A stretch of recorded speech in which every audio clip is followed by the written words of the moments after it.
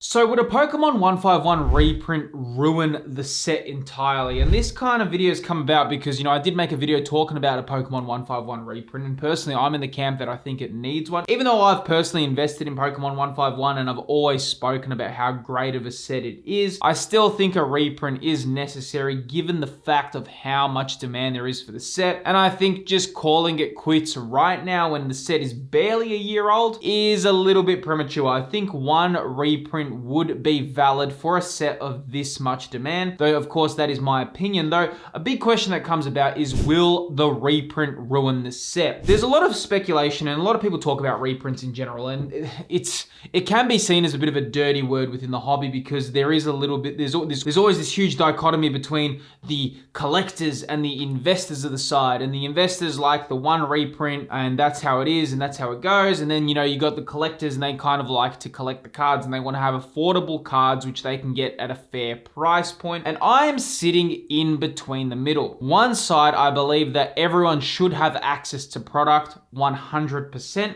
I believe product shouldn't be on release. I don't think you should be fighting over product. I think that Pokemon and every single TCG company needs to be printing towards demand. I think that is a rite of passage. I do not think that anyone should be fighting over sets on release, though I am very much also in the camp that once the set has had its life, let the set rise in value, or let there be some scarcity associated with the set. I mean, it is collectibles. That's the magical allure of them, right? Now, balancing this fine act is very difficult because if you overprint a set, you effectively make it lose its magic. It loses its magnetic appeal. It loses that kind of thing where it's like, oh, is it going to run out? You know what I mean? And whereas when you underprint a set, it kind of has this little icky feeling around it because it's like, well, kids really should have access to product. Kids shouldn't miss out for Christmas period.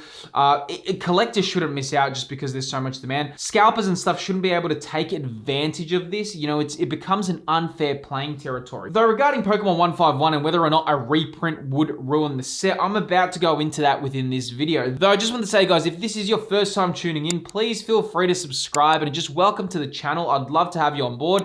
I just kind of started this channel earlier this year talking about Pokemon collecting and investing. It's always been a massive passion of mine, but I kind of had this thing where I'm like, you know what, I kind of want to, talk about this with the world, and I feel like it's been quite successful. So if it is your first time, please feel free to subscribe to the channel. I'd honestly love to have you on board. When we look at reprints and whether or not they have some sort of effect, there's two ways to look at this, right? Now, whether or not a reprint will ruin the set, what we need to really look at is just take a little bit of a backpedal on sets that have had reprints and the sets have not been ruined whatsoever. Evolving Skies, I believe, had 3 waves of reprints, and that really hasn't had that much effect on the ceiling of the booster box value. You can see Evolving Skies is sitting at incredibly high values at the moment, even with the amount of reprints that it had. Same with Fusion Strike, same with Chilling Reign. A lot of these sets had reprints and it didn't have that much effect on the ceiling. So is there a correlation between if a set doesn't get reprinted or if a set gets reprinted and it goes to its high? I'm not too sure. Obviously, if there's one set and it gets printed once and it never gets reprinted and there's this scarcity thing,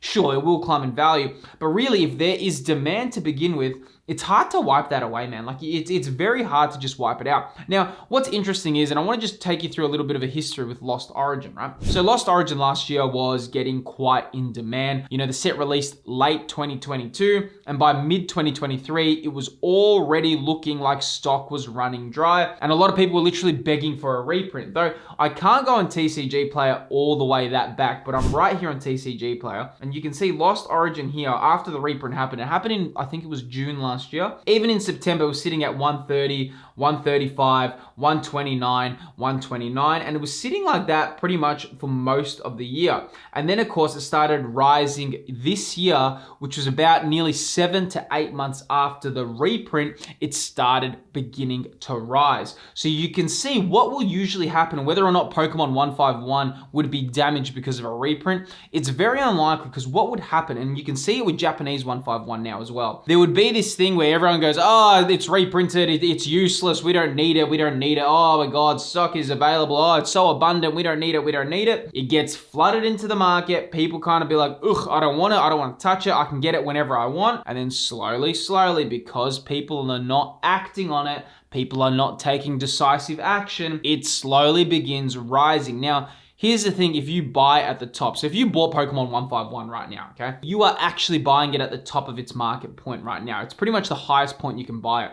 If there is a reprint, obviously it's going to go down, though a little bit of a rule with Pokemon investing is you only lose if you sell. So Japanese 151, you can see it's rising a little bit in value. There was a massive reprint in May this year. It was absolutely enormous. Prices tumbled way down. Now, it is most certainly not back at the prices that it was before the reprint, but you can see it's slowly climbing. Now, give this another 6 months to another year, and it is very likely it's going to match its previous high. And this is what it's important to know, that if you do buy out a cycle, like buying 151 right now and there's a reprint, you would only really lose if you sold during the reprint. If you just sat and held, it's very likely that those prices would one day rise again to those levels. Just like you can see with Lost Origin here, this is now exceeding what it was. Now, I can't go back that far, you know, before the reprint, but I think before the reprint, it was already going to like 145 US, 150 US, and you can currently see right now it's sitting at 213. So it's exceeded its previous high. So would the 151 reprint completely ruin the set? Absolutely not. Though very interesting things are happening with Pokemon 151 that need to be accounted for. So you can see the Ultra Premium Collection. I'm going to just pull this in the 1 month graph. You can see it was sitting at August 5th at $122, and now it's sitting at $143 just over a month later. The UPC is in demand. This one is very deserving of a reprint, in my opinion. I think the Ultra Premium Collection is quite expensive to begin with, and seeing it already go to 143 US, you know, you don't get that many packs inside the UPC. You get 16 packs. So definitely it could use a reprint to get these prices a little bit down. Though will it ruin its complete long-term value? Absolutely not. Pokemon 151 and the original 151 Pokemon are just way too desired. You cannot just wipe this out of existence. You could probably have another 2 reprints of this and it still wouldn't curb the demand for this set. Not just talking about now, I'm talking 3 years from now, I'm talking 4 years from now, 5 years from now. It's not going to get printed indefinitely, right? There is going to be a point where Pokemon says, no, we need to move on. Now, seeing as there is going to be an EV themed set, you know, whether it's later this year or early next year, you're going to have the Team Rocket set. You've got Surging Sparks, you've got Stellar Crown, you've got Paldea Evolved and Twilight Masquerade also needing reprints. It does kind of make you think Pokemon cannot just keep milking the 151 cow. Once they do a reprint, if they do, they're probably going to back away. So I don't think it's going to have that much of a damaging effect on the overall market for the long term. Moving to the next one, you can see here the Elite Trainer box, and you can just see, I'm on the 3 month timeline here, but you can just see in this last little month here, the ETBs are literally just going up. It was on $65 and now it's sitting at $73. An $8 increase in a month is quite substantial, right? We pull this into the year graph and you can see here it was sitting at $57 on release. This had a low of $46 and it's now sitting at $73. If you bought here, you know, during the Christmas period last year for $46, I mean, you've made quite a decent amount of money from 46 to 73. You know, even when including seller fees, you've made quite a nice amount of profit, right? I mean, it's obviously not doubled yet, but if you know, without a reprint, that's going to go very, very high depending on how many people want the set. Don't forget the Christmas period is coming up. There's still a lot of people really wanting the set. And don't forget, one thing that a lot of people forget is every day more collectors enter the hobby. Every day a new face is coming in, and what do? They research sets. They get interested. Oh, wow, I love Twilight Masquerade. Oh, well, what's the set before that? Oh, Paldea Evolved. That looks really cool. Hey, you know what? What was before Paldea Evolved? Oh, wow. Oh, look, I'm looking at Japanese 151. Whatever it is, whatever the timeline of wherever they're looking, they get interested in some of the sets. Moving ahead, you can even see the singles are going through an interesting period. I'm on the Venusaur year graph, and you can see this is currently sitting at $41 with the low being $35. It's been really stable. So that graph looks like it's going up, down, up, down. That's actually a very stable price. You can see the lowest in the market it was ever was 35 and the highest point in the market was 47. There's some pretty good stability with this Venusaur. I do think a reprint would push this Venusaur below its $35 low, given the fact that that's how usually it works with reprints. So if you've never experienced the reprint before, what usually happens is, yes, sealed tumbles down, but again, the singles also tumbled down an enormous amount. We saw that with Giratina V with Lost Origin. We saw it with Lugia V. Whenever there is a reprint, the singles do get drawn down immensely. And we can also see what happened when Japanese 151 got reprinted. All the Master Ball reverse holos also got drawn down. It calms the market down. And reprints are advantageous if you are looking to collect your cards. So if you're a collector and you want to buy some of your singles that you've missed out on, time it with reprints. Time it a month after the reprint because you get sensational prices for the cards and they don't stay forever. Same thing here when we're on the Charizard. I'm going to pull that into the year graph and you can also see that the Charizard's major high was 134 and it's currently sitting at 128. It's pretty much at its new high. A reprint would most certainly pull this down and I think it would reach a new low depending how big the reprint is, right? You can also see the 151 booster bundle. These things are going absolutely crazy and you can see I'm pulling this in the year graph. That is looking like it is. You can see now here that's just climbing, sitting at 44 US though. Do I think even if a reprint happened and it dropped down, would it affect its overall value? No. I think overall in the very long term, a reprint would have very little kind of damage with its overall value of the set, very similar to Evolving Skies.